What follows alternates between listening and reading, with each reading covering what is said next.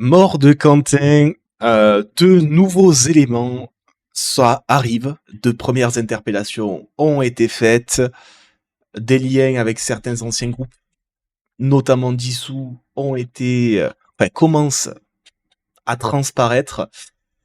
LFI lâché par ses alliés en partie, PS qui tire à boulet rouges sur la France insoumise, les autres partis d'opposition, notamment à droite, qui demandent carrément l'interdiction des conférences à Rima Hassan, la classification de la France insoumise à l'extrême gauche qui serait renforcée par l'argument de ce qui s'est passé à Quentin, selon certains. On est vraiment dans quelque chose d'assez particulier en ce moment. On vit quelque chose d'assez particulier en France actuellement vis-à-vis de cette affaire Quentin, vis-à-vis du traitement qui en est fait, l'emballement médiatique, le relais parfois de fausses informations qui sont rapidement démenties, un récit et des récits alternatifs. Bref, beaucoup de choses qu'on va essayer de décrypter ensemble. Voilà, c'est la deuxième partie de cette analyse sur Quentin. On avait fait la première dans une première vidéo issue d'un live précédent. Et ben là, on est parti pour voir, au vu des nouveaux éléments, ce qui semble établi ou non. Et on va voir si la jeune garde a une culpabilité à avoir dans cette affaire. Voilà, c'est ce qu'on va aussi essayer d'analyser. Donc on est parti, et tout ça, on va le faire avec notamment d'abord l'analyse des informations avant de parler des réactions politiques. Du coup, on va commencer très facilement avec le journal de France Télévisions qui fait des très bons passages vidéo d'informations à ce sujet. On est parti ici. Sur ces images, les enquêteurs ont formellement identifié Quentin Derenque, Merci, c'est 23 ans, nationaliste proche d'un mouvement identitaire, ici allongé au sol, au pied d'un lampadaire. Alors qu'il est inerte, un homme lui assène un violent coup de pied dans la tête. Cet après-midi, le procureur de Lyon a confirmé que la victime avait été lynchée par plusieurs individus. Au moins 6 pour Quentin Derenque. L'enquête cherche à identifier l'ensemble des auteurs directs des faits criminels, en se basant, non pas sur des rumeurs, mais sur des éléments recueillis lors des investigations de police. Puis, des interpellations seront effectuées. Les affrontements entre militants identitaires et... Donc voilà, on rappelle, ça a été des affrontements, voilà, comme expliqué, des militants identitaires face à des militants antifascistes. Donc tout a commencé par un affrontement groupé et c'est terminé par... je n'ai pas peur d'utiliser les mots, ça a commencé par une rixe, ça s'est fini par un lynchage. Voilà, ça c'est ma position que j'assume pleinement. Au vu de tous les éléments qu'on a aujourd'hui, 18 février 2026. Antifascistes d'ultra-gauche ont débuté vendredi soir en marge d'une rencontre entre... Donc là, c'est une des jeunes filles du collectif Némésis qui s'est fait balayer, qui s'est pris une grosse balayette. Ça, c'est à proximité de Sciences Po. Mais l'affrontement, lui, n'a pas lieu à Sciences Po. Il a lieu beaucoup plus loin. Hassan et c'est ce qu'on va voir. Et des étudiants de Sciences Po Lyon. Merci Dada pour un déferlement de violence qui s'est poursuivi jusqu'à la rue Victor-Lagrange, là où Quentin Derenque s'est... C'est-à-dire que là, on traverse la voie ferrée entre-temps. On traverse tout le tunnel ferroviaire, à minima, et à quelques centaines de mètres plus loin, du coup. Donc, à cet endroit-là, on n'est plus à proximité de la fac, on est bien plus loin. Écroulé, victime d'une violence inouïe, confirmée. Et là, voilà, là, là, normalement, apparemment, ça serait Quentin ici, qui se prend un penalty, clairement, dans la tête, alors qu'il est au sol et qu'il est inconscient déjà à ce moment-là. Par certains témoins. Balayette, coup de pied dans la tête et tout. Ils l'ont laissé inconscient. 2-3 minutes après, il s'est relevé de lui-même. Il perdait du sang du visage. Attendez. Et il était accompagné de quelqu'un, il a remarché là en direction des quais. Quentin Derenque se relève, soutenu par un ami. Il marche près de 2 heures, environ 2 kilomètres. Donc, et c'est à cet endroit-là qu'il a été récupéré. Mais c'est ici qu'il s'est fait mettre dans l'état qui a conduit à sa mort. Puis il s'effondre quai Fulchiron, non loin de son domicile. C'est ici que les pompiers le prennent en charge. Déjà, je sais pas pourquoi ils l'ont pas amené aux pompiers direct. C'est tout ça. Parce qu'on a appris qu'apparemment il a refusé de se faire mettre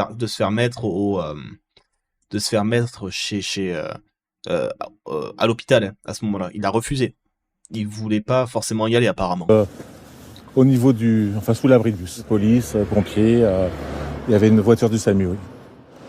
Hospitalisé, son décès est annoncé samedi en fin de journée. Il présentait essentiellement des lésions à la tête, qu'il présentait un traumatisme crânio-encéphalique majeur, et les experts concluaient que ces lésions étaient au-delà de toute ressource thérapeutique et mortelles à brève échéance. Ce soir, les investigations se poursuivent pour identifier les auteurs des coups mortels dans une enquête désormais ouverte pour homicide volontaire en bande organisée. Donc voilà, là on est quand même sur une définition, c'est pas homicide involontaire. On est actuellement, selon le parquet de Lyon, les peines encourues relèvent de l'homicide volontaire en bande organisée. Autant vous dire que ça va beaucoup plus loin en termes de poids et de peine qu'un simple homicide involontaire individuel. Parce que là, homicide volontaire en bande organisée, il y a potentiellement aussi l'idée de préméditation qui rentre en compte. Donc ça, c'était quelque chose qu'on attendait énormément de la part du procureur, de nous donner des informations sur... Bonjour, chef Odel. On attendait beaucoup ça du procureur, de savoir quelles seraient les peines utilisées en tant que pour poursuivre les potentiels... poursuivre les personnes qui ont donné les coups mortels. Voilà. Ça relève quand même de quelque chose de très lourd d'un point de vue pénal ici. Et ça, c'est intéressant parce que c'est une information qu'on attendait et qu'on a eu donc à partir du moment où on a eu la déclaration du procureur. J'ai dit et potentiellement avec préméditation, DJ, potentiellement. J'ai mis du conditionnel. Vous noterez que je mets énormément de conditionnel sur le sujet. Parce que aujourd'hui on manque encore de beaucoup d'éléments. Donc je n'affirme rien. Là je mets uniquement du conditionnel. Ou alors j'utilise les mots employés par le procureur. Mais attention, Tu as fait des études de droit. En partie j'en ai fait, oui. Avec Sciences Po j'ai fait du droit. Et du coup, voilà, mort de Quentin, elle est fille dans la tourmente au cœur des accusations, le groupe de la Jeune Garde. Et on va regarder ça. Et là du coup, le journal de 20h de France 2 ici... va essayer de voir le lien entre donc le groupuscule de la Jeune Garde qui est censé être dissous, mais dont pour l'instant on apprend que les personnes interpellées en sont des anciens membres, donc les suspects des coups mortels, et la France Insoumise en tant que parti siégeant à l'Assemblée, et notamment au travers d'un député, le député Raphaël Arnaud, qui est l'ancien porte-parole cofondateur de la Jeune Garde. 4 jours après l'agression mortelle de Quentin de Ranc, la France Insoumise sous le feu des critiques. Vous noterez, voilà, je mets beaucoup de conditionnels, beaucoup de pincettes dans les mots employés. C'est important. Pendant une bonne partie de la journée, ces députés ont refusé de répondre à nos questions sur les liens de leur parti avec la Jeune Garde. Merci. Une certaine gêne, alors que l'organisation d'ultra-gauche est clairement ciblée par le ministre de l'Intérieur. Bon après, là par contre, ça sera pas du conditionnel. Il y avait des liens établis entre LFI et la Jeune Garde, et c'était assumé. C'était assumé. Enfin, au bout d'un moment, il faut aussi dire les choses. Il suffit de remonter à quelques mois, quelques jours même avant, qu'il y ait ce drame, la mort de ce jeune. LFI faisait un communiqué encore de soutien face à la dissolution et de soutien au recours contre le Conseil d'État contre la dissolution de la Jeune Garde. C'était il y a quelques jours, c'était la semaine dernière même ça. Donc, au bout d'un moment, on ne peut pas non plus lier qu'il y ait des liens entre entre le mouvement de la Jeune Garde et la France Insoumise. Après, ça ne veut pas dire que c'est la France Insoumise qui a tué non plus. Faut avoir raison garder sur ce genre de sujet. À Lyon, la Jeune Garde était très présente sur Lyon. On parle d'un mouvement d'ultra-gauche. Manifestement, c'est l'ultra-gauche. Mais voilà, on ne peut pas nier des liens entre les deux. C'est juste ça. Là-dessus. Et donc voilà, on pense évidemment tout de suite à la Jeune Garde. La Jeune Garde, groupuscule antifasciste, fondé notamment par Raphaël Arnaud, devenu député en 2024 avec l'étiquette insoumise. Et après sa dissolution par Bruno Retailleau. Et qui est, comme je l'ai dit, l'ancien cofondateur de la Jeune Garde et qui en était un porte-parole jusqu'à récemment. L'an dernier, jusqu'à la dissolution, jusqu'à ce qui est le mouvement qui soit dissous, je crois d'ailleurs. Jean-Luc Mélenchon lui-même prenait la défense de la Jeune Garde. T'inquiète, attends DJ, donne le temps. C'est une organisation liée au mouvement insoumis. Ce sont des jeunes antifascistes. Ont-ils fait une seule fois l'apologie de la violence? Jamais. Jamais. Menteurs. Vous êtes en train d'essayer de croire que vous allez nous faire peur. Vous nous ferez pas peur. Autre élément qui embarrasse LFI, certains témoignages affirment que Jacques-Élie Favreau, le collaborateur de Raphaël Arnaud, a participé à la rixe. Et lui, on va en reparler très rapidement. Hier, son avocat démentait formellement sa responsabilité Il dans a le été drame, interpellé. mais au nom de l'ordre public, Yael Braun-Pivet lui a interdit aujourd'hui l'accès à l'Assemblée. J'ai décidé à titre conservatoire de suspendre ses droits d'accès à l'enceinte de l'Assemblée nationale. Ce soir, les députés insoumis ont fini par nous répondre. Ils condamnent une nouvelle fois les actes commis à Lyon et nient tout lien avec les auteurs. Pour ce qui est de la France insoumise, je veux affirmer qu'elle n'a aucune responsabilité dans la mort tragique du jeune Quentin. Raphaël Arnaud n'a rien à voir avec cela. Raphaël Arnaud était effectivement le porte-parole de la Jeune Garde, il en a été le créateur. La Jeune Garde est aujourd'hui dissoute et je ne crois pas que la Jeune Garde serait d'accord un seul moment avec les images qu'on a vues qui sont terrifiantes, c'est-à-dire de taper quelqu'un qui est d'ores et déjà à terre. Après, moi, je vais vous dire un truc, hein. Très honnêtement, si jamais Jacques-Élie Favreau est condamné pour ce qui est fait, des questions et des choses devront être réalisées. Parce que du coup, que faisait Jacques-Élie Favreau, collaborateur de la France Insoumise, d'un député insoumis, à 17h, 18h en semaine, c'est-à-dire, c'était en semaine ou c'était le samedi? En semaine, je crois. Que faisait un collaborateur parlementaire de député, ni à l'Assemblée nationale, ni dans sa circonscription? Faut savoir s'il était en heure de travail ou quoi dans ce cas-là. Est-ce qu'il était sur ses horaires de travail? Et qu'est-ce qu'il faisait à Lyon dans ce cas-là, étant donné qu'il est collaborateur parlementaire, que Raphaël Arnaud était à l'Assemblée nationale et qu'il n'était pas en circonscription? Et que la circonscription, c'est Avignon, pas Lyon. Donc pareil, la question de que faisait ce collaborateur à cet endroit-là, s'il était sur des horaires de travail, va se poser. Voilà. France Insoumise et certains de ses membres ont été ciblés par des groupuscules d'extrême droite. Des permanences parlementaires ainsi que le siège parisien du parti ont été vendus. Ouais, sauf que le télétravail, attention, le télétravail, quand tu es à l'Assemblée nationale, ça doit être à une adresse précise. Tu vas pas te faire des amis sur Twitch avec ce raisonnement poétique. Bah écoute, j'ai un raisonnement qui n'est pas un raisonnement malhonnête, je prends en compte toutes les informations et j'essaie d'être le plus factuel possible, là, actuellement. Je prends des pincettes, je pose des questions, je ne fais pas d'affirmation. Bon. Et le télétravail, pour avoir fait du télétravail en tant que collaborateur, ça doit être fait à une adresse précise. Ça ne peut pas être n'importe où le télétravail en tant que collaborateur parlementaire. Voilà, je précise. Ce week-end, dans le Rhône, Pour l'instant, je n'évoque que des faits factuels. Je n'ai pas fait de diffamation, je n'ai pas fait d'accusation éhontée sur qui que ce soit pour le moment. On est sur des faits factuels, sur des choses factuelles sur ce que je dis. Bonjour Fézard. Le préfet a demandé à renforcer la surveillance auprès des permanences parlementaires.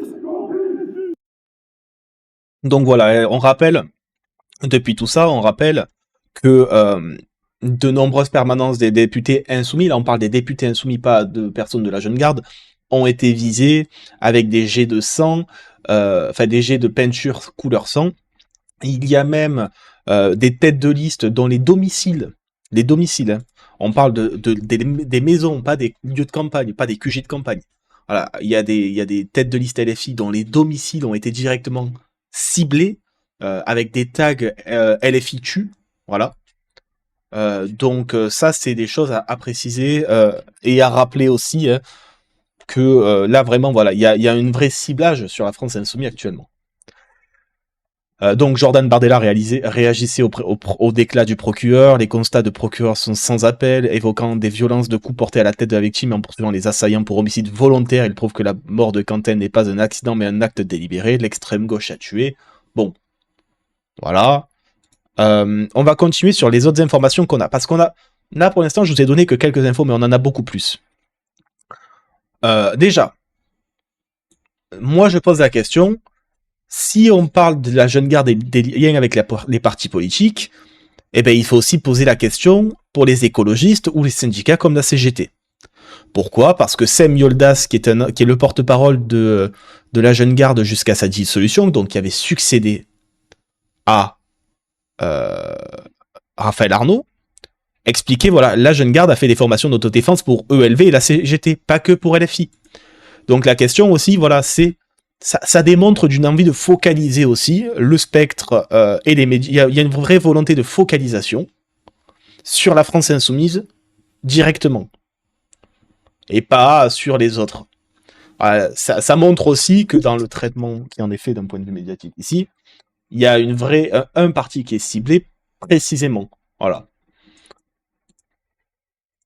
C'est pour ça juste que je vous ai mis ça. C'est pas une information forcément d'information complémentaire qu'on a ici. Alors, Mister Nico, désolé, c'est les propos du porte-parole, de l'ancien porte-parole de la Jeune Garde. Donc, dire la Jeune Garde n'est jamais intervenue pour la CGT, arrêtez de dire n'importe quoi, bah là je te dirais à toi, arrête de dire n'importe quoi, quand le porte-parole de la Jeune Garde lui-même explique qu'ils ont fait des formations d'autodéfense pour la CGT aussi. Moi, la seule chose que je dis, c'est qu'actuellement, la focus n'est faite que sur LFI, et pas sur le reste de manière générale. Voilà. Et ben, tu te prends un théâtre de 10 minutes. Voilà. Alors, vidéo complémentaire. Donc ça, c'est une vidéo qu'a obtenu le Canard enchaîné sur le moment où on est dans une rixe. Voilà. Donc là, au moment de cette rixe, vous voyez, donc de ce que j'ai cru comprendre et de ce qui a été expliqué, ici, les premières personnes là qui sont avec les habits les plus clairs, ce sont les personnes des Antifa, voilà, liées au groupe Antifa, ex-Jeune Garde, etc., ex-membres potentiels de la Jeune Garde, etc. Et en face, ce sont les identitaires qui, vous noterez, sont armés. Voilà. Dans le cadre de la rixe, voilà. Béquille, pour l'instant, je vois qu'une béquille. Est-ce qu'on voit d'autres armes? Béquille, je crois qu'il y a un truc de gaz à un moment aussi. Voilà, du spray, des trucs. Mais voilà. Là, on va dire, c'est la partie affrontement qu'il y a eu en amont, avant qu'il y ait le lynchage. Parapluie, merci. Donc ça, c'est une vidéo qui était arrivée avant, qu'on a eu entre-temps. Et ça, c'est avant, voilà. J'ai vu. Voilà, et là, on a un témoignage d'un journaliste du Progrès, donc le Progrès Lyon, qui est un média local, le Progrès Lyon, hein, qui est une antenne locale du Progrès, qui explique, après avoir assisté à cet affrontement, ce qu'il a vu. Je vous laisse écouter. Deux groupes qui se battaient. Ils étaient en ligne avec un groupe qui reculait plutôt vers les quais. Ils se battaient, il n'y avait pas d'armes, ils étaient tous cagoulés. On pouvait reconnaître personne. Au bout d'un moment, la bagarre a commencé à s'estomper peu à peu.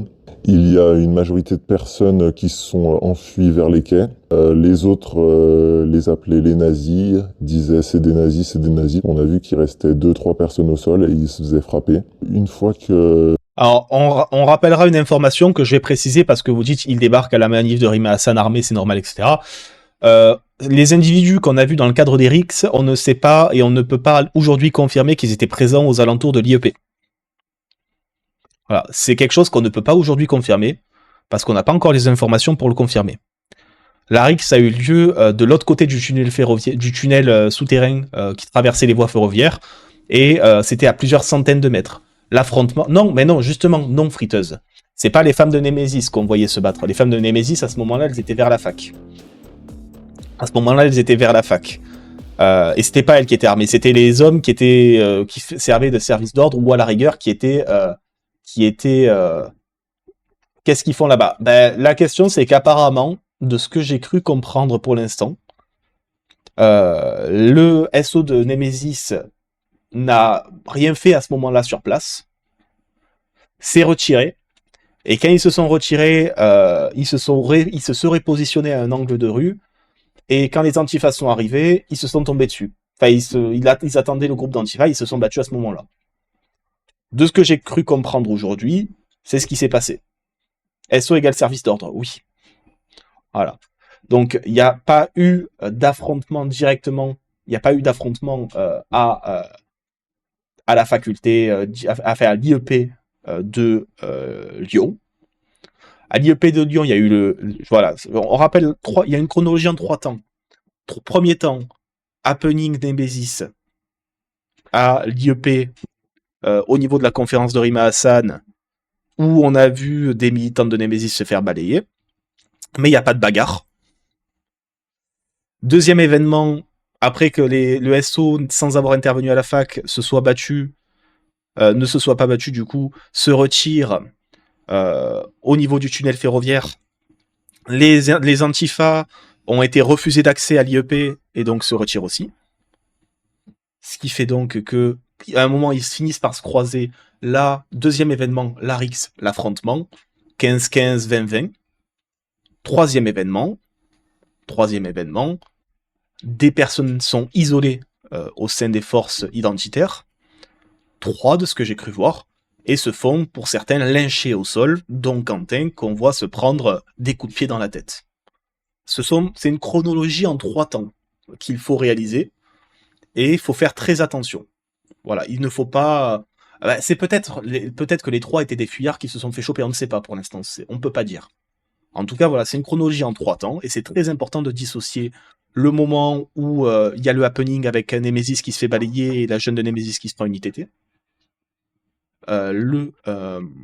l'Arix, et ensuite la partie où il y a les 3 qui sont au sol et il y a le lynchage de Quentin. C'est vraiment en 3 temps. Et merci beaucoup, Radius, pour ton abonnement pour ton 2e mois d'abonnement. Les personnes qui frappaient la personne au sol ont commencé à partir. Moi, je suis arrivé avec une autre personne pour aller voir la seule personne qui restait au sol, près du poteau. Donc je rappelle, pardon, là on est sur un témoignage recueilli par un journaliste du Progrès à Lyon. On dirait presque qu'elle avait du mal un peu à respirer. Elle portait une cagoule, elle avait la cagoule un peu baissée. Donc d'après ce témoignage, Quentin potentiellement portait une cagoule. Vous voyez, les éléments arrivent petit à petit. Petit à petit, l'oiseau fait son nid, comme on dirait. Donc j'ai essayé de la remettre debout en la prenant sous les bras, mais on dirait que la personne, elle pouvait pas se mettre debout. Il saignait un peu du nez, il m'a saigné un peu sur le bras quand j'ai essayé de le remettre debout. Il devait avoir la vingtaine, pas plus. Et donc j'ai entendu des voisins dans les immeubles crier « mettez-le en PLS ». Donc j'ai essayé de le mettre légèrement en PLS. Il y avait déjà un bon nombre de personnes qui avaient appelé les secours, la police. On est parti. On a vu une dizaine de minutes plus tard qu'il n'y avait plus personne dans la rue. Et aucune ambulance ni pompier n'était passé. Donc on pense que la personne est partie tout seul ou est partie avec quelqu'un. Donc voilà. Ça, c'est certaines des informations du Progrès, qui d'ailleurs a donné d'autres informations, d'autres images qu'on a ici. Regardez, voilà, les images du Progrès, elles sont là. Hop. Vous voyez, on voit l'affrontement, la fumigène qui était évoquée dans les premiers témoignages, notamment.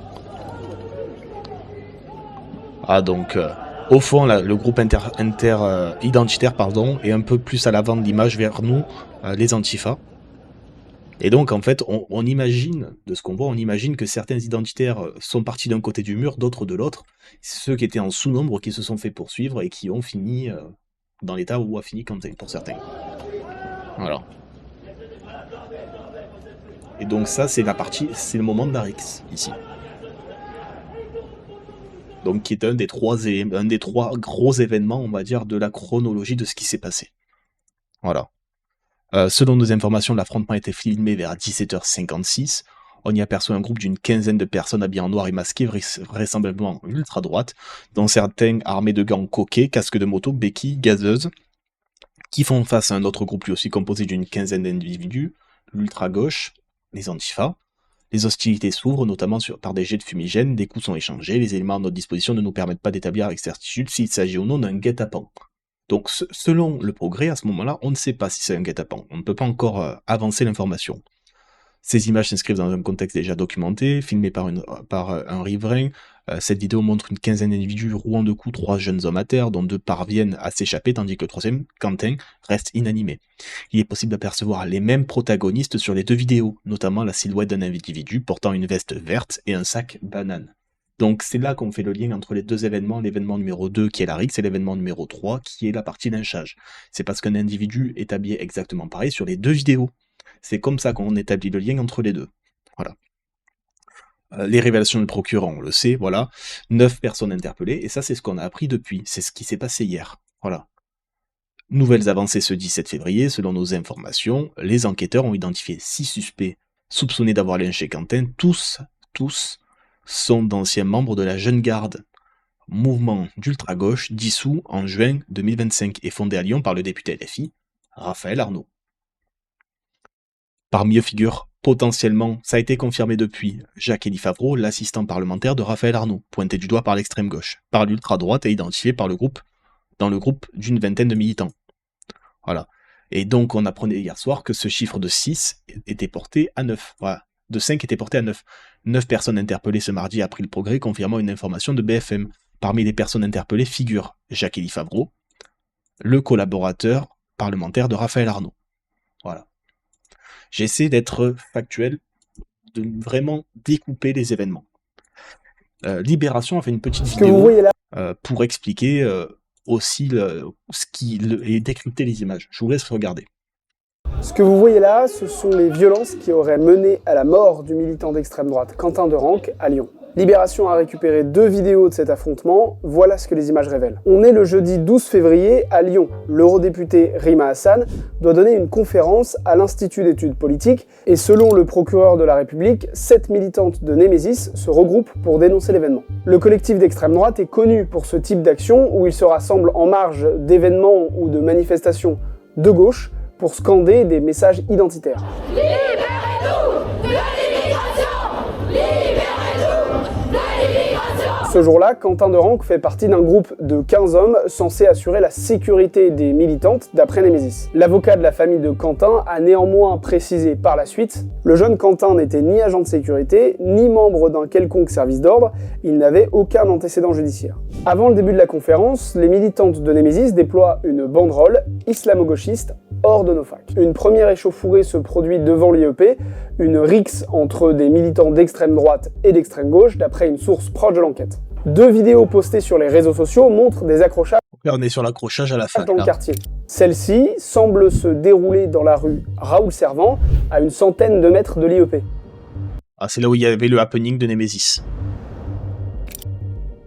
Et celle-là, publiée par le collectif Némésis, où on peut voir un homme envoyer une femme au sol. La vidéo semble avoir été tournée à quelques mètres de la rue Raoul-Servant. D'après le procureur de la République, Quentin Derenque n'est pas présent à ce moment-là. Puis, aux alentours de 18h, à côté de la rue Raoul-Servant, une autre scène de violence est filmée dans la rue Victor-Lagrange. Ce sont les 2 vidéos que Libération s'est procurées. Dans la première, 2 groupes se font face, le climat est déjà tendu. Et dans la seconde, une dizaine de personnes s'en prennent à 3. La militante de Némésis qui en a appris 8 jours d'ITT. Parce que dans sa chute suite à la balayette, sa tête a frappé le sol. Voilà. Autres, dont Quentin Derenque, d'après le procureur de la République. 2 des individus s'enfuient, Quentin Derenque reste au sol et est de nouveau frappé. D'après les déclarations du procureur de la République, Quentin Derenque est retrouvé conscient par un autre membre de son groupe dans la rue Victor-Lagrange. Mais son état se détériore. Alors pourquoi je vous le mets? Parce que Libé ici fait un excellent travail de localisation. Et c'est pour ça que je voulais vous le mettre. Parce qu'il localise tout, événement après événement. Et je trouve que c'est très pratique pour avoir une vision visuelle de ce qui s'est passé. Le groupe l'allonge sous un abribus qui est fulgurant et ils appellent les secours. Les pompiers arrivent vers 19h40. Quentin Derenque est emmené à l'hôpital. Son décès est constaté le 14 février. Le procureur de la République a annoncé l'ouverture d'une enquête pour homicide volontaire. Alors clairement, Sichilou, le coup de pied final qu'on voit dans la vidéo, c'est la personne qui l'aura donné qui sera accusée d'avoir donné le coup mortel. Très clairement. Les faits, Némésis a rapidement mis en cause le collectif antifasciste, la Jeune Garde. Mais le procureur de la République a indiqué qu'il n'y a eu pour le moment aucune interpellation et n'a pas confirmé l'implication de la Jeune Garde. Donc voilà, ça c'est le truc de Libération qui a été réalisé. Moi j'ai une vidéo que je vais vous montrer, c'est que à ce moment-là, Alice Cordier, donc ces vidéos elles n'étaient pas diffusées. Donc on ne savait pas que ces vidéos existaient. Elles ont été diffusées qu'hier. Et Alice Cordier, donc la chef de Némésis, découvre cette vidéo en direct. Je vous laisse regarder sa réaction face à tout ça. C'est assez particulier. Et que nos reporters sur le terrain, Paul Conge et Thierry Bouillet, ont pu se procurer également. Voilà. Vous voyez ces images, ça se passe à l'angle de 2 rues, à quelques minutes seulement de la scène de lynchage de Quentin Derenque qui va s'en suivre. Ensuite... Par contre, je rappelle le chat, aucune attaque sur le physique ou autre, ça mérite dans le chat, ça prendra des time-out ou des bans journaliers. Voilà, je précise. Aucune réflexion sur le quelconque physique d'une personne ici. Merci. Sur ces images qui ont été filmées par un riverain que nous avons pu rencontrer, on y voit deux groupes s'affronter. Un groupe habillé en noir dont pourrait... Bon, j'avance peut-être un peu jusqu'à ce qu'on voit la réaction d'Alice Cordier. Je me suis rassis, puis au bout de 5 minutes, c'était armé béquilles, fumigène, il y en avait un qui avait un spray, un gaz lacrymo, voilà. Oui, il y avait clairement deux camps pour moi, comme vous pouvez voir sur la vidéo, ils étaient une vingtaine en tout, c'était deux clans qui s'affrontaient directement. Ce sont vos amis qui se battent là contre sans doute des militants Antifa. Il y a Quentin parmi eux? Écoutez, moi, je vous renvoie à la conférence de presse du procureur hier. Non, mais sur ces images précisément. Et ouais, et c'est le drame. C'est le drame parce que dire je vous renvoie à la conférence de presse du procureur, c'est pour essayer de détourner le sujet de ce qui vient de se passer, de la vidéo qu'on vient d'avoir. Qui lui ne parle pas de Rix. D'accord, mais là on voit qu'il y a une bagarre. Est-ce que vos amis ont participé à cette bagarre? Écoutez, moi, je viens de découvrir cette vidéo en même temps que vous.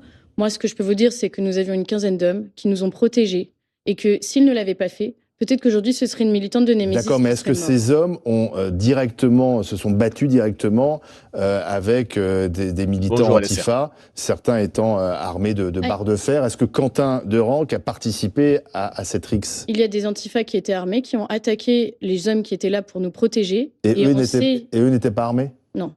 Alors, sur les images, qui est habillé en noir? Est-ce que les amis dont vous parlez qui étaient là pour protéger le moment où vous déployez votre banderole, ils étaient habillés tout en noir également, comme ceux qu'on voit sur ces images? Je n'ai pas l'information, en tout cas il n'y avait pas un dress code au sein des hommes qui étaient venus pour nous protéger. Et alors, juste après, je vais vous mettre une personne que vous avez peut-être pas aimée, qui est Cro-Blanc, mais qui explique comment ça se passe avec Némésis quand tu es dans leur SO. Et c'est pour ça que ça va être intéressant. Aujourd'hui, vous pouvez dire qu'ils étaient venus pour vous protéger sans béquilles, sans fumigène, sans gaz lacrymogène? Écoutez, moi, l'enquête fera son travail. Moi, ce que je peux vous dire, c'est que nous, on a des hommes qui n'étaient pas là pour se battre, qui étaient là pour nous protéger. Et vous les reconnaissez pas là? Vous dites pas, tiens, effectivement, ce sont eux, habillés en noir? Je ne sais pas ce que vous sous-entendez depuis tout à l'heure. On essaie de comprendre ce qui s'est passé ce jour-là.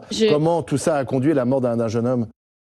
Donc, vous voyez, quand même, là, elle est clairement mise en difficulté, parce que je pense, honnêtement, je pense pas que Némésis s'attendait à ce que ces événements aient déjà, à ce qu'il y ait un mort et que du coup, il y ait ce retentissement médiatique.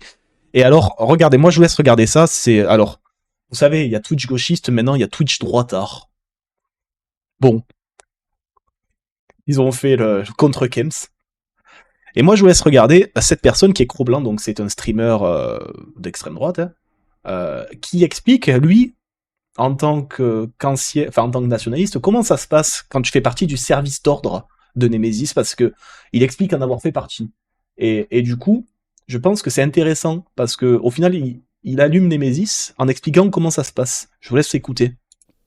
Alors moi, je vais vous parler, parce que j'ai été la sécurité de Némésis un jour, et je peux vous dire qu'effectivement, il y a beaucoup de gens qui critiquent Némésis là en ce moment, et qu'il y a une part de vrai, comme dans tout, il y a une part de faux, mais en gros, moi quand j'y suis allé, rendez-vous dans un petit bar à République, j'étais avec 2 mecs sérieux, mais sinon les autres gamins, ils n'étaient pas du tout formés. D'ailleurs, on a commencé à les former occasionnellement, après cet événement, parce que ils n'étaient pas du tout... En fait, ce qui est intéressant ici, je trouve que là, tu as un streamer d'extrême droite qui tape sur un groupuscule sur un collectif d'extrême droite identitaire. Et du coup, c'est pour ça que je trouve ça intéressant. Prêts à affronter ce genre de choses. Alors, ils avaient leurs compétences particulières et personnelles et individuelles, mais ils n'avaient pas du tout été formés à ça. Et nous non plus. Hein. Et pourtant, j'avais avec moi des gars, c'est leur métier de gérer la violence. Ils ont été débordés quand même. Donc en fait, le problème avec la sécurité de Némésis, c'est qu'elle est gratuite. Et tu vas pas gratuitement risquer ta vie pour des gens qui te disent même pas bonjour, qui te disent même pas merci, qui te disent même pas au revoir, qui te débriefent même pas. Moi, quand je suis allé dans... En fait, quand il dit ça, pour moi, je me dis limite, ça se trouve, en fait... Némésis, elle les fait venir, mais derrière, elle s'en fout de ce qui se passe derrière. C'est pour ça que je vous mets ça. C'est parce que moi, quand il dit ça, le gars, pour moi, ça sous-entend quoi? Ça sous-entend que ils viennent, ils font le SO, mais après, ce qui se passe avant et après, elles en ont limite rien à foutre. Et c'est pour ça que je trouvais intéressant de mettre ce passage. Un bar, rendez-vous avec les Némésis, etc. C'est à peine si on m'a dit bonjour. On était séparés des meufs, elles parlaient dans leur coin. Moi, j'étais avec mes potes, et les gamins de la cocarde, ils étaient encore dans un autre groupe. Je suis allé les voir un petit peu pour essayer de les jauger un peu. Mais sinon, il n'y avait même pas d'échange, même pas d'organisation, rien. Le truc est arrivé, c'est parti dans tous les sens. Elle les utilise comme des objets. Bah, c'est surtout que tu vas regarder, c'est qu'après, au final, tu vas te rendre compte qu'il y en a, c'est juste des incels. C'est des incels qui sont en manque et enfin qui sont en demande de numéros de filles. Et c'est ce qu'il va dire à la fin. C'est assez terrible, ça. On n'a rien pu gérer, il y avait beaucoup trop de monde. Et ce qui se passe, c'est qu'en fait, les antifouilles, ils ont envie de tabasser tout le monde, mais ils peuvent pas tabasser les filles. Ah oui, non, mais à la fin de ce stream, je suis à la fois sur Twitch gauchiste et Twitch droitard, je pense. Je vais me faire allumer par les deux. Parce qu'il y a un mot d'ordre qui est passé maintenant au sein de la gauche, tu peux pas taper sur les Némésis parce qu'il y a les caméras et tout, et ça la fout mal de taper sur des meufs. Donc en fait, ils ont envie d'en mettre 2 fois plus sur les mecs. Donc en gros, des mecs gratuits qui sont pas formés vont dans des manifs ou je ne sais pas quoi, des happenings qui ont l'air plus ou moins bon enfant, protégés par les caméras, en se disant en plus, ça se trouve, je vais peut-être choper le numéro d'une Némésis qui sont assez jolies. Il y a ça, faut pas négliger ça. Les gamins qui y vont, c'est parce qu'ils voient que les Némésis elles sont jolies, elles sont populaires. Tu vois, il y a peut-être moyen de gratter un numéro. Ouais, c'est ça, c'est la misère sexuelle comme motivation pour faire le service d'ordre. Exactement. C'est exactement ça. Oh, non, elle te calcule pas. Ni avant ni après. Tu as les bons mots, Saint-Jacques. On m'a pas dit merci, on m'a pas dit comment ça s'est passé, est-ce que tu as des trucs à nous faire remonter. Donc en gros, les gens vraiment compétents, ils vont pas participer à ce genre de trucs. Moi, ce que j'imagine, c'est qu'il y a un énorme turnover en vérité, qu'on prend des petits jeunes, tu vois, qui sont volontaires et qu'ils sont envoyés au casse-pipe. Donc voilà ce passage. Moi, je trouvais intéressant de le mettre parce que ça démontre un peu la logique qu'il y a derrière certains des hommes qui vont faire le SO pour Nemesis. Allez, on continue un peu, on va regarder d'autres informations qui nous viennent encore de France Télévisions ici. Donc une première photo qu'on a eue d'ailleurs, Quentin, voilà, c'est ce jeune homme qu'on a ici, photo qui a été diffusée par la famille quelques jours après le décès du coup. 5 jours après le lynchage de Quentin Derenque, l'enquête s'accélère. Au moins 4 hommes viennent d'être interpellés. Parmi eux, Jacques-Élie Favreau. Il est l'assistant parlementaire du député de la France. Alors non, pas du tout, Marc Mabu. Je ne dis pas qu'ils sont pas néo-nazis et que quoi que ce soit. Je dis juste que le fait de participer à ce genre d'action en tant que service d'ordre est motivé par le fait de vouloir choper des numéros de meufs pour certains. Ça n'empêche pas d'avoir les idées qu'ils ont et les revendiquer telles qu'ils le font en parallèle. Mais du coup, c'est une des choses qui potentiellement les revendiquent, enfin, les motive à participer à ce genre d'action et de service d'ordre. Soumise, Raphaël Arnaud, membre fondateur de la Jeune Garde. Hier, ce collaborateur avait vu son accès à l'Assemblée nationale suspendu. On va en reparler du côté de ça. De la France Insoumise, pas de réaction. Nous avons tenté de poser la question à l'une des figures du parti. Bonsoir. Jacques-Élie Favreau, probablement interpellé. J'ai actuellement un média sur Parcoursup, mais vous allez avoir toute une série d'interventions de députés. Jean Xami, bonjour Bob Zer. Adrien B fait également partie des interpellés et lui aussi a travaillé avec le député insoumis Raphaël Arnaud. Et apparemment, il y en a un troisième qui a été stagiaire pour Raphaël Arnaud. Il était son stagiaire. Ah non, c'est lui, peut-être. Les 4 suspects interpellés sont liés à l'ultra-gauche. Donc voilà, sur les 4 premiers interpellés, c'est des 4 qui sont anciens de la Jeune Garde et et parmi lesquels il y a un collaborateur et un ancien stagiaire de Raphaël Arnaud. Ils sont soupçonnés d'avoir participé au passage à tabac du militant nationaliste. 2 ont été arrêtés en Isère et 2 en Haute-Loire. Bonjour Kangerbe. Depuis plusieurs jours, leurs noms avaient été cités par des témoins. Pour le follow. Ils ont été formellement identifiés par les enquêteurs. Reste à connaître le degré d'implication de chacun. Non. Moi, la question que j'ai, Grenouille, c'est la question de la compétence pour être collaborateur parlementaire, c'est à la discrétion du député. C'est le député qui choisit si la personne est compétente ou pas. Ça, il n'y a pas de règle. Moi, la question juste que je me pose, c'est est-ce que Jacques-Élie Favreau était dans ses heures de travail ce jour-là? Un jeudi après-midi. C'est ma vraie question.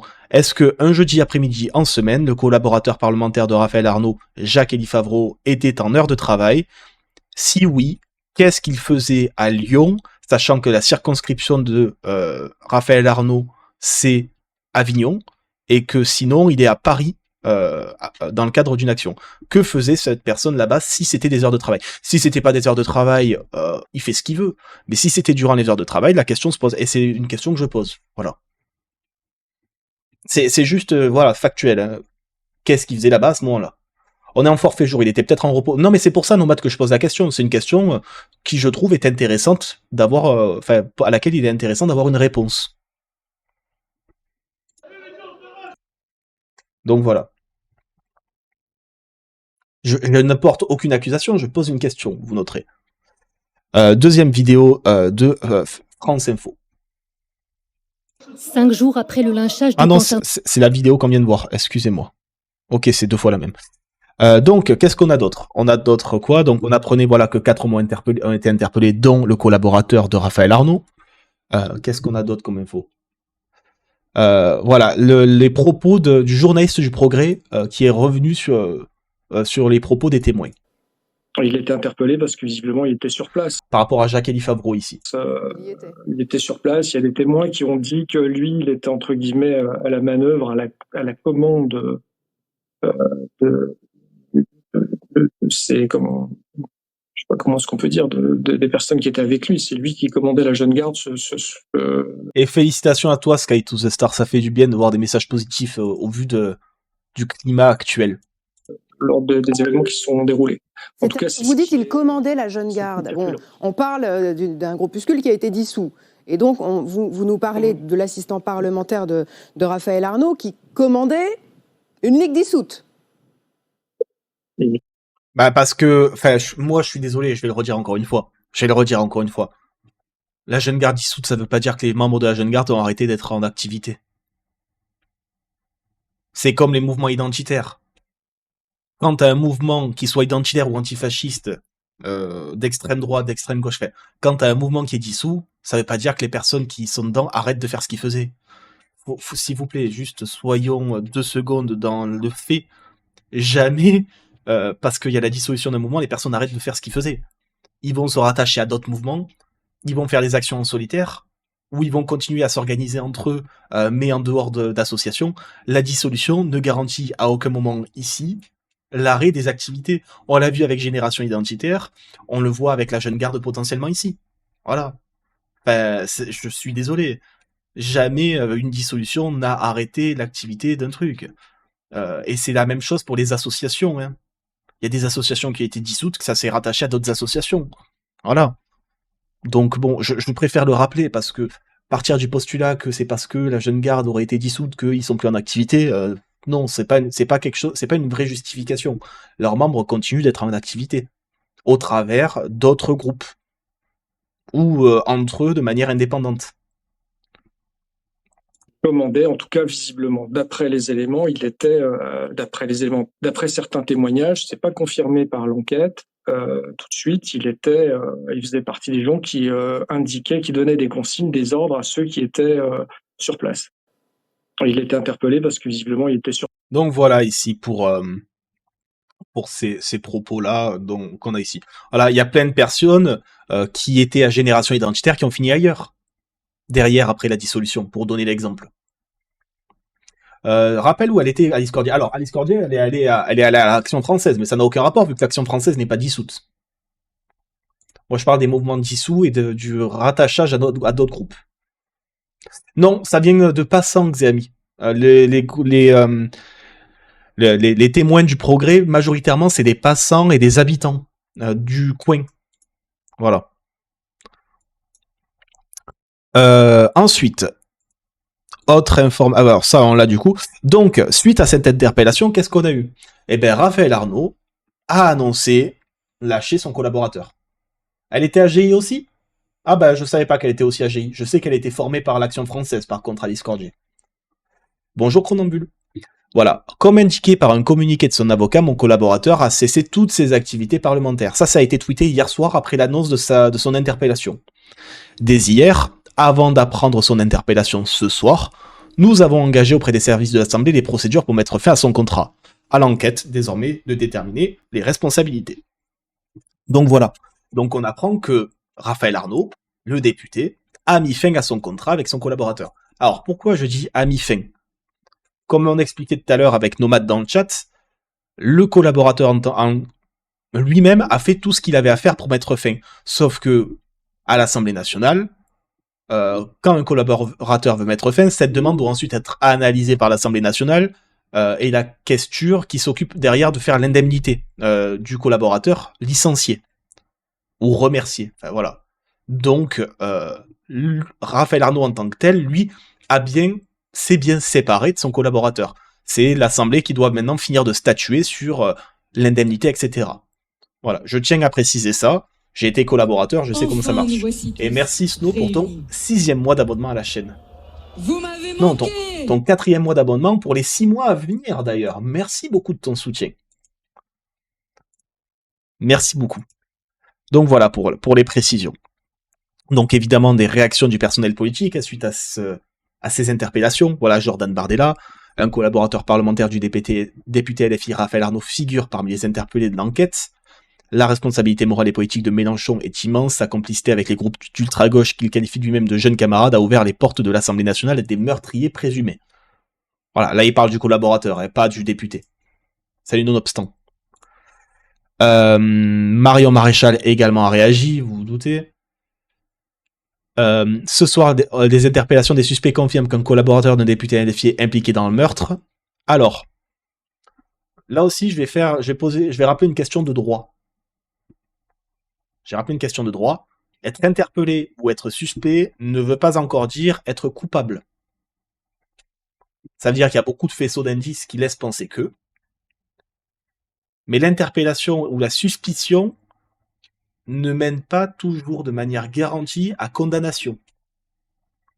Voilà, là c'est le côté droit qui reprend le dessus. Ça n'est pas encore une preuve de culpabilité. Les faisceaux se raccrochent, les faisceaux indiquent une direction, mais pour l'instant, il y a une enquête en cours. Voilà. Lors d'un événement d'un député LFI, alors qu'il est membre de la Jeune Garde, comme tous les autres suspects, milices déjà identifiés comme ayant fait le service d'ordre. Alors, tous les autres membres, c'est pas garanti. Pourquoi ? Parce que il a dit est impliqué dans le meurtre. L'idée d'être impliqué, ça donne l'idée d'implication et de culpabilité. C'est pour ça que je précise. Et tous identifiés, non. Parmi les 9 interpellés, on sait qu'il y en a 6 qui faisaient partie de la Jeune Garde. On ne sait pas pour les 3 autres. Donc c'est pas la totalité. La question se pose désormais n'est plus seulement celle de la responsabilité morale ou politique de LFI dans cet homicide volontaire, mais de sa responsabilité pénale. La milice qui a lynché Quentin à mort était-elle le service d'ordre officieux de Rima Hassan et de la France Insoumise ce soir-là? Les responsables de l'LFI allaient-ils mandater la Jeune Garde pour patrouiller aux abords de l'événement de Sciences Po, de Rima Hassan à Sciences Po? La France Insoumise a-t-elle échangé des informations ou passé des consignes aux membres de la Jeune Garde? L'enquête doit absolument élargir ces questions à Rima Hassan, Raphaël Arnaud et leur équipe doivent immédiatement être entendus. Favreau et cette bande de criminels ne doivent pas servir à cacher les responsabilités. Arnaud, Hassan, Mélenchon doivent s'expliquer. Donc voilà, ici tu as une demande de clarification et de réponse de la part de Marion Maréchal qui accuse directement divers députés. Et moi je vais vous mettre ça parce que ça répond directement à certaines accusations et certaines demandes. Voilà, j'ai vu des demandes de personnes qui sont de démettre Raphaël Arnaud de son mandat. Pas pour ce qu'a fait son collaborateur. Eh bien moi je vous laisse écouter le constitutionnaliste Benjamin Morel qui vous explique pourquoi Raphaël Arnaud ne quittera pas son mandat et ne pourra pas être obligé de quitter son mandat. Voilà. Il va rester député, c'est-à-dire la question, il n'y a aucune raison et d'ailleurs aucune voie juridique pour ne pas le laisser siéger à l'Assemblée et ni même d'ailleurs le sanctionner. En revanche, ce qui va être intéressant dans les prochains jours et les prochaines semaines, c'est est-ce qu'il est mis en retrait du groupe La France Insoumise? Est-ce qu'il est mis en retrait? Est-ce qu'il est chassé du groupe? Auquel cas, ça sera un vrai signe politique. Sortir du groupe parlementaire en tant que tel? Alors, vous pouvez mettre entre parenthèses, souvenez-vous, le cas Quatennens. Vous pouvez éventuellement expulser quelqu'un du groupe, c'est quelque chose qui est possible. Donc après, est-ce que Jean-Luc Mélenchon ira jusque-là? Est-ce que Manuel Bompard ira jusque-là? Ça paraîtrait peut-être un peu étonnant, mais c'est une possibilité. En tout cas, s'ils veulent marquer la rupture, ils peuvent. Vous pensez qu'il va rester député? Donc voilà, il explique la question de la faisabilité, il n'y a pas de faisabilité. Et du coup, je vous disais tout à l'heure que Yael Braun-Pivet avait demandé, à ce moment-là d'ailleurs, l'interdiction de venir à l'Assemblée nationale du collaborateur, avant son interpellation. Jacques-Élie Favreau, assistant parlementaire du député, j'ai décidé à titre conservatoire et sans préjudice des suites de l'enquête de suspendre ses droits d'accès à l'enceinte de l'Assemblée nationale afin de prévenir des troubles à l'ordre public que sa présence est susceptible de susciter. Voilà. Et d'ailleurs, ça a fait des réactions. Paul Vannier a réagi à ça. Je vois que Madame Braun-Pivet devance l'enquête judiciaire et je veux lui dire, parce que si elle a le souci du trouble, alors... Bon, au final... elle a devancé personne, vu que moi, là, tu vois, pour moi, ça prouve un problème de... je suis désolé de le dire, au sein de LFI, il y a un problème de communication. Parce que du coup, Yael Braun-Pivet n'a pas devancé Raphaël Arnaud, vu que Raphaël Arnaud, d'après ses dires, avait mis fin à son contrat avec son collaborateur la veille. Est-ce que du coup, ça veut dire que Paul Vannier n'était pas au courant de la fin de son contrat par Raphaël Arnaud? Je sais pas. Mais du coup, il y a peut-être un manque de communication à ce moment-là, ou alors ils n'avaient pas toutes les informations. Ordre public et du bon fonctionnement de l'Assemblée nationale. Je veux lui dire qu'il y a un collaborateur du Rassemblement national qui, ce week-end, sur les réseaux sociaux... Alors, CEO, c'est la présidente de l'Assemblée nationale. Si Raphaël Arnaud, la veille, a demandé le truc, elle le sait qu'il l'a demandé. J'ai presque envie de dire, c'est presque Raphaël Arnaud qui a devancé l'enquête, au final. Pour le coup... je tiens quand même à vous informer, Yael Braun-Pivet, si jamais il y a eu une demande de mettre fin au contrat du collaborateur de Raphaël Arnaud, elle le savait. A menacé de mort, a appelé à la mort d'une députée insoumise, Madame Sophia Chikirou, d'une eurodéputée, Rima Hassan, de plusieurs personnalités de la France insoumise. Et je constate que Madame Braun-Pivet, à cette heure, n'a pris aucune décision pour interdire l'accès à ce collaborateur d'un député du Rassemblement national au Palais Bourbon. Donc je me questionne sur la rapidité avec laquelle elle intervient. Je ne sais pas, en tout cas, elle a peut-être des éléments que je n'ai pas. Non, elle n'a jamais interdit Raphaël Arnaud d'entrer à l'Assemblée, Darnek. À aucun moment, Raphaël Arnaud n'a été ciblé par une quelconque interdiction, c'est une fausse information, ça. La seule personne qui a été ciblée, c'est le collaborateur, après que le contrat ait été déjà rompu, d'ailleurs. Voilà. Jamais Raphaël Arnaud n'a été concerné, je précise, par une interdiction d'entrer à l'Assemblée nationale. Mais elle intervient très rapidement pour l'un, et pour celui qui menace de mort une députée de la France insoumise, elle n'agit pas. Et d'ailleurs, Yael Braun-Pivet s'est justifiée ce matin à ce propos. Je vous laisse écouter sa justification. Parmi les 10 personnes interpellées dans le cadre de l'enquête... Et du coup, apparemment, on est monté à 10 interpellations. Enquête sur la mort de Quentin Derac, il y a un assistant parlementaire, celui du député insoumis, Raphaël Arnaud. Je précise que cet assistant dit ne pas être responsable et qu'il est toujours présumé innocent. Hier soir, Raphaël Arnaud a annoncé qu'il mettait fin à son contrat de collaborateur. Est-ce que pour vous, c'était la bonne décision et est-ce qu'elle est suffisante? Alors, je précise, Raphaël Arnaud était à l'Assemblée nationale ce jour-là, pour ceux qui auraient la langue pendue. Le jour de la rixe, puis du lynchage, Raphaël Arnaud était à l'Assemblée nationale, il n'était pas à Lyon. Écoutez-moi, Par contre, ce qui n'était pas de cas, son collaborateur. Hier, j'avais interdit l'accès de l'Assemblée nationale à ce collaborateur, considérant que sa présence pouvait causer un trouble à l'ordre public au sein même de l'Assemblée nationale. De la même façon, je pense qu'il était évidemment indispensable d'interrompre son contrat. Nous ne pouvons pas, à l'Assemblée nationale et lorsqu'on fait de la politique, avoir la moindre connivence ou accointance avec des personnes qui sont impliquées dans ce type d'affaires. Parmi les... Donc voilà. Et donc, informations qui viennent tomber, 2 nouveaux suspects viennent d'être placés en garde à vue ce matin. Cela vient de tomber maintenant. Parmi eux, un jeune homme connu pour être membre actif de la jeune garde antifasciste de Lyon. Il a été interpellé ce mercredi en compagnie d'une seconde personne. Ils sont désormais 11 à être entendus dans l'enquête sur le lynchage mortel de Quentin le 12 février dernier à Lyon. Selon nos informations confirmées par le parquet. Bon, ça va finir à 15-16 interpellations. La totalité des personnes sur place vont être interpellées d'un côté. La question, c'est de savoir s'il va aussi interpeller les personnes de l'autre côté par rapport à l'affrontement avec violence. Voilà. Il s'agit de Guillaume A, connu des services de renseignement comme étant membre actif de la jeune garde antifasciste, groupuscule dissous par le ministère de l'Intérieur en juin. Une femme était présente à ses côtés au moment de l'opération ce mercredi. Elle a également été interpellée. 11 suspects, 8 hommes, 3 femmes, sont désormais en garde à vue pour meurtre, violence aggravée, association de malfaiteurs ou recel de malfaiteurs. Ça fait beaucoup, ouais.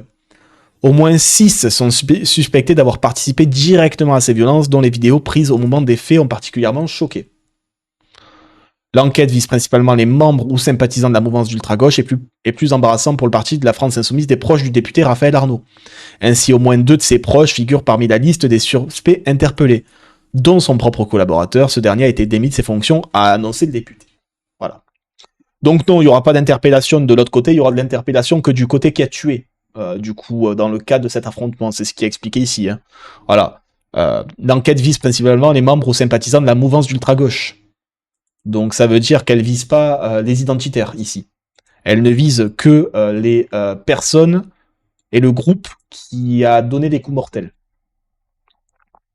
Voilà. Et moi, que je trouve intéressant, c'est le traitement médiatique aussi qu'il y a eu. Et par rapport au traitement médiatique, je vais vous montrer 2 traitements médiatiques. On va commencer avec le traitement médiatique de LCI et de Ruth Elkrief. LCI et Ruth Elkrief qui parlent de déni et de complaisance de la France insoumise, expliquant que c'est stupéfiant selon elle. Non, mais ce qui est vrai, c'est qu'on a évoqué les liens nourris. Et après, on va regarder Quotidien aussi, qui a été très, très, très virulent vis-à-vis de la France insoumise. Constant entre LFI et le mouvement de la Jeune Garde, mis en cause, en tout cas, par les politiques dans la mort du jeune Quentin. Mais ce qui me stupéfie, c'est le déni devant cette réalité et même une forme de complaisance de la part de personnalités assez différentes. Commençons par Sandrine Rousseau ce matin sur France Info. Dans les moments de bascule comme ça vers l'extrême droite dans les pays, les militants de gauche sont souvent accusés de tous les maux. Et non, mais je vous le dis, on exonère aussi trop facilement les responsabilités d'en face. Et donc je le dis, moi j'attends, je suis prudente. Je serai sans complaisance. Je vais vous le dire, voilà, je serai sans complaisance. Voilà, donc elle sera sans complaisance, mais elle attend. Alors que dans d'autres situations, on se souvient qu'elle avait beaucoup moins attendu la décision de la justice. Et puis, elle a répété que le militant antifasciste était indispensable à la situation actuelle et que LFI était victime d'une cabale incroyable. D'ailleurs, n'hésitez pas à me dire dans le chat comment vous me trouvez sur l'analyse des événements là.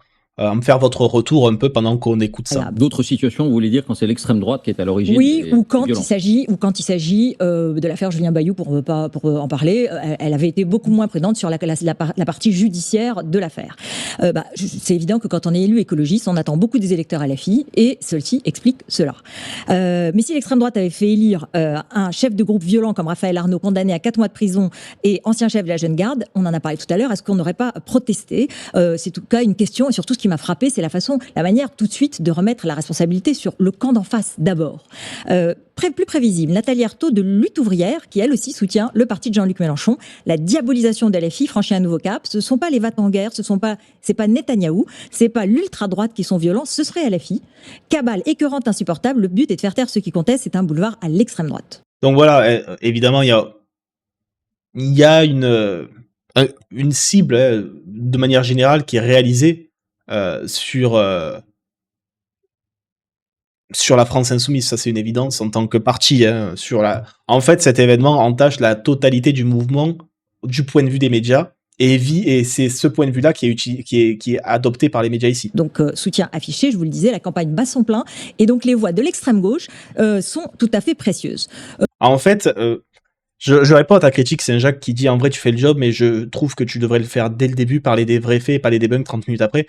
J'ai fait les événements chronologiquement. J'ai essayé au début d'abord d'établir les faits, d'établir une chronologie, et ensuite de dérouler.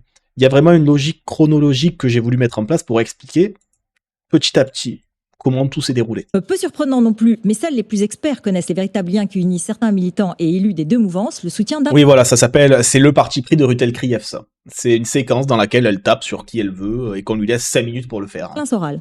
Et son truc, ça s'appelle « À ceux qui défendent encore LFI ». Officiel. Ceux qui diabolisent LFI aujourd'hui sont les mêmes qui diabolisaient le FN hier. Posez-vous la question, pourquoi? Wow, Alain Soral qui prend la défense de la France insoumise. Donc Alain Soral, il faut rappeler en 2 mots. Il est défini par son antisémitisme. Mais finalement, le plus étonnant, c'est ce soutien souriant d'un homme généralement sérieux au micro de Darius Rochebin hier soir. Je veux parler de Michel-Édouard Leclerc. Jean-Luc Mélenchon, il pète une grande gueule. Oui, le soutien d'Alain Soral, c'est le bisou du diable, le baiser du diable. Mais il est une grande gueule. Mais c'est pas un violent, c'est pas vrai. Et tu vois là, Michel-Édouard Leclerc qui vient prendre la défense de Mélenchon ici en disant que c'est une grande gueule, mais que c'est pas un méchant. C'est un type hypersensible. Voilà, il a besoin pour s'exprimer, de se radicaliser, pour exister, pour passer dans les médias, mais on peut pas lui attribuer l'origine de ça. C'est pas vrai. Alors, on ne peut pas lui attribuer les actes, évidemment, on en a suffisamment parlé. La violence fait partie, dans les mots du personnage de Jean-Luc Mélenchon. Mais apparemment, Michel-Édouard Leclerc, qui a été souvent invité au Cercle La Boétie, qui est un cercle de réflexion animé par Jean-Luc Mélenchon, a succombé au charme du leader Maximo. Et c'est vrai que sa position de grand distributeur low cost fait qu'il...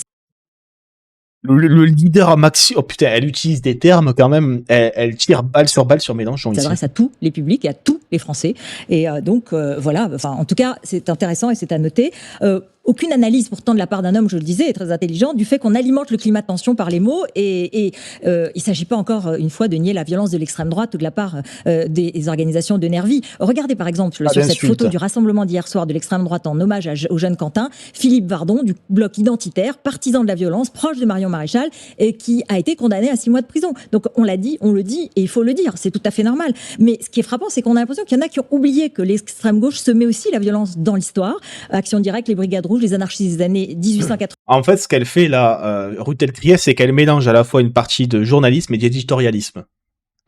il y a une partie de journalisme parce qu'elle évoque des faits, mais il y a une grosse partie d'éditorialisme parce qu'en fait, elle le tourne tout ça contre la France insoumise. 99-100, les exemples ne manquent pas. Il y en a un qui l'a pas oublié, Raphaël Glucksmann, qui a tiré tout de suite la conclusion. LFI brutalise le débat public, pas d'alliance avec LFI. Personne au Parti socialiste n'a été aussi clair sur pas d'alliance avec LFI, en tout cas à cette heure-ci. Mais je voudrais reprendre juste la petite phrase de Thomas Legrand dans Libération. S'acharner sur un homme à terre, si c'est prouvé par l'enquête, ce n'est pas Antifa, c'est FA. C'est notre confrère Thomas Legrand qui l'a dit. On a envie d'en... Thomas Legrand, qui je vous rappelle était un des journalistes qui avait été mis sur écoute, enfin qui avait été écouté avec Cohen, si vous vous rappelez. Voilà. Qui dit voilà que s'acharner sur un homme au sol, c'est pas Antifa, c'est fasciste au final. Entendre tous les autres le dire. Donc voilà. Et vous savez que LCI, c'est le groupe Bouygues, si je me trompe pas. Et Quotidien, c'est aussi le groupe Bouygues. Et regardez cette sortie. Et Quotidien et Yann Barthès, qui hier ont défoncé la France Insoumise et la Jeune Garde. Vous soutenez la Jeune Garde? Non, j'ai soutenu la Jeune Garde, elle est dissoute aujourd'hui. Alors, Raphaël Arnaud n'a plus aucun rapport avec la Jeune Garde. Vous en êtes informé ou pas? Raphaël Arnaud a été porte-parole et fondateur de la Jeune Garde depuis qu'il a été élu député. Il n'exerce aucune fonction, aucune responsabilité dans la Jeune Garde. Raphaël Arnaud n'a plus aucun rapport ni aucune responsabilité avec la Jeune Garde, dit-il. C'est pas tout à fait vrai. Vous allez voir, la Jeune Garde, elle a été dissoute au mois de juin par décret. Et 2 mois après la dissolution, en août, il y avait les universités d'été de la France Insoumise. J'y étais, c'était dans la Drôme. Et aujourd'hui, je me suis replongé dans mes rushs, dans mes images, et j'ai retrouvé des choses assez intéressantes. Je suis notamment retombé sur les images de ma déambulation dans les travées des universités d'été. Il y avait beaucoup de stands d'associations installés avec l'aval de LFI. Et je suis tombé sur un stand de la Jeune Garde qui était bien représenté. L'image est furtive, on va la décrypter. Dans le stand, on voit 4 personnes, soutien à la Jeune Garde avec le logo officiel des universités d'été de LFI, un drapeau de la Jeune Garde Montpellier, de la Jeune Garde Lyon. Sur les tables, il y avait des t-shirts en vente et même une cagnotte contre la dissolution de la Jeune Garde. Les militants ne voulaient pas que je filme leur visage, mais devant leur stand, sur qui étais-je tombé ? Comment ça va? Ça va vous? Ah bah Raphaël Arnaud, oui. Surprise, pas surprise, c'est ça?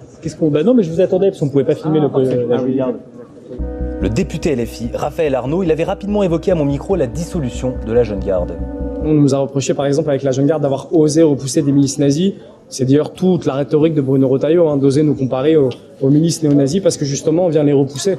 À un moment ils nous attaquent. C'est exactement la même chose, c'est le même principe. Lors de ces universités d'été, Raphaël Arnaud tenait une table ronde sur l'extrême droite. Nous sommes 2 mois après la dissolution de la Jeune Garde et quand il en parle, écoutez bien, il dit on. J'ai juste oublié de parler de la dissolution de la Jeune Garde. La boulette. Quand même. Non mais comme vous savez, voilà, on a été dissous par Bruno Retailleau. Bon, on peut voir ça comme une médaille, ça veut dire qu'on a bien fait notre travail. La Jeune Garde a été dissoute 2 mois plus tôt, elle n'a donc plus le droit d'exister, mais lui assume la présence du stand grâce à une pirouette juridique qui le fait sourire. On a aussi une table, alors pas de la Jeune Garde parce qu'officiellement on est dissous, mais de soutien à la Jeune Garde. Malin, hein. Du coup, sur laquelle on vend des t-shirts, on vend des stickers, etc. Donc quand Manuel Bompard affirme ce matin sur Inter que Raphaël Arnaud n'a plus de lien avec la Jeune Garde, c'est faux. Raphaël Arnaud et la Jeune Garde, c'est la même chose, même s'il n'est plus dans l'organigramme, même s'il n'a pas de statut officiel. Quand Raphaël Arnaud parle de la Jeune Garde, il dit constamment... Est-ce que vous savez qui était le dernier porte-parole de la Jeune Garde? Le dernier porte-parole de la Jeune Garde avant la dissolution, vous connaissez son nom. Ah, le dernier porte-parole de la Jeune Garde avant sa dissolution, c'était... Alors attendez, je cherche son nom. Si je me trompe pas, c'était Sen Jonas, le candidat LFI à Strasbourg. Sem Jonas. Hop là, Sem Jonas, qui a d'ailleurs changé sa bio Twitter il y a quelques jours, après ce qui s'est passé. Yoldas. C'est cette personne qui était la personne qui a succédé à Raphaël Arnaud, il me semble, donc en tant que porte-parole de la Jeune Garde, voilà, et qui est donc candidat aux élections municipales pour la liste Strasbourg, c'est nous. C'est le candidat de la France Insoumise à Strasbourg, hein. Et c'était celui donc qui était le porte-parole jusqu'à la dissolution. Et d'ailleurs, la mention a disparu de son truc. Il y avait encore marqué porte-parole de la Jeune Garde dans sa bio il y a quelques jours. Nous, il dit constamment. Passé en interview sur BFM. Ah, j'avais pas vu ça. Et il est toujours de facto. Il était là. Bien sûr qu'il y était, Bompard. C'est son événement, c'est lui qui l'organise. C'était les universités d'été annuelles du mouvement. Et LFI, on vient de le voir, a continué de soutenir la jeune garde, même après la dissolution. Et l'autre chose qui m'a interpellé dans l'interview de Manuel Bompard ce matin sur Inter, c'est quand il répète que la jeune garde n'a jamais été un mouvement violent. Il y a même une expression qu'il emploie à plusieurs reprises. Hier soir tard, d'accord, j'avais pas vu. Moi, j'assume ici. Le facto là il se fait sur les personnes qui ont été sur l'accusation et justement le fait de savoir si ce lien existe ou pas. Aucune difficulté, dire que j'ai soutenu, je soutiens. Après c'est pas parce qu'il y a un lien qu'il y a une causalité dans le fait qu'il y en ait un qui soit coupable. Enfin c'est pas parce que potentiellement sont coupables des anciennes de la jeune garde que la France insoumise est coupable à son tour. Bon, je tiens à le rappeler. Et je continuerai à soutenir des groupes qui font un travail d'autodéfense populaire. C'est quoi l'autodéfense populaire, Manuel Bompard ? C'est le fait que c'est le fait de. Je vais vous dire ce que c'est l'autodéfense populaire. Ça veut dire être en capacité de garantir le fait qu'on puisse organiser des événements, qu'on puisse organiser des initiatives, mais c'est quelque chose de pacifique et c'est quelque chose de défensif. C'est quelque chose de pacifique et c'est quelque chose de défensif. C'est faux. Il suffit pour ça de faire un tour sur les réseaux sociaux puisqu'il existe des boucles Telegram Antifa où des membres qui se revendiquent de la jeune garde postent des photos et des vidéos d'agression de militants d'extrême droite. La chaîne Telegram Antifa Squad, par exemple, qui a relayé une vidéo le 17 avril 2024. C'est une vidéo de bagarre qui dure seulement 2 secondes. Mais ce qui est intéressant, c'est le commentaire. Une petite équipe d'Antifa de la jeune garde décide de faire un tour place Carnot. Une dizaine de fascistes Lyon Populaire sont repérés. Alors, Lyon Populaire, qui, si je me trompe pas, a été dissous en même temps que la jeune garde à Lyon. Les deux groupuscules, l'un identitaire et l'autre antifasciste, ont été dissous en même temps. Terrasse, seulement 4 d'entre eux. En 2025. Eux assumeront le contact. S'ensuit un marbrage en règle. Pour cela, un marbrage en règle. Et des exemples comme ça, il y en a plein sur les réseaux. Et pas qu'à Lyon d'ailleurs. Autre vidéo d'agression postée en mai 2024, celle-ci. On est près d'Aix-en-Provence contre un militant d'un groupuscule néofasciste qui s'appelle Ténésoun. Une vidéo qui s'ouvre, regardez, avec ce message. Le pseudo-leader de Ténésoun pense pouvoir se balader tranquillement dans la campagne. C'est sans compter sur la jeune garde qui va lui rappeler le sort réservé aux nazillons en Provence. On voit ensuite un jeune garçon se faire tabasser alors qu'il est au sol. Comme en Italie, dans la zone il y a des boxeurs comme Mohamed Ali. Donc si on résume, LFI a bien un lien avec la jeune garde et la jeune garde est bien un groupuscule violent et parfois il s'en félicite. Donc voilà, voilà ici le traitement réalisé par Quotidien et LCI qu'on a vu juste avant. Donc voilà, au niveau des informations en tout cas sur l'affaire qu'on a, sur les liens potentiels entre LFI et Jeune Garde, sur le fait que la Jeune Garde, au travers de ses anciens membres, soit suspectée d'être les personnes coupables du décès du militant identitaire Quentin à Lyon il y a quelques jours. Voilà. On a vu le traitement médiatique, on a vu de la manière dont était traitée la France insoumise par les médias, on a vu la réaction face aux contradictions et aux images d'Alice Cordier qui a eu beaucoup de mal à justifier la présence de son groupe armé dans le cadre d'un affrontement face à un autre groupe. Bref, sur cette partie-là, je vais vous laisser. Là, c'était la vidéo analyse. Dans une deuxième vidéo que je vais vous faire et qui paraîtra très rapidement juste après, le lendemain normalement, vous aurez la partie décryptage des annonces politiques et décryptage surtout de ce qui s'est passé à l'Assemblée nationale. Pourquoi ?